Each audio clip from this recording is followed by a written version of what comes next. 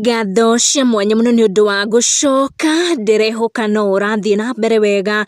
TV presenter Wangeci wa Muriuki ni akorwo agicia ndeto itaroikaine ciĩgiĩ pregnancy yake. Wangeci agikorirwo announce that she is expecting her first child kugerera nenda ciake cia ukinyaniria mweri muhituku. Ndeto ciatigire her fans very excited ever since Wangeci agikorirwo agicia ndeto icio cikigie we gukorwo ari pregnant. Ndakiri arekereria ndeto makiria utaredia her fans iva store she gave birth na oroho fans magikorwo makiona inoro ikiruguria team jero ya mohoro na how tukiona Wangeci wa Muriuki agitigwo nja and fans started speculating ati she might have left TV kana she might have been fired ni inoro. Ndeto Wangeci akorwo akirekereria muthenya wa muthi cionekana kuhe eroreri ari mamwendete muno agithoma mohoro and also her fans mwihoko wake gukorwo agicokereria mitambo-ini. Wangeci akorwo agicia this video akionia her audience uria she managed gukorwo agithoma mohoro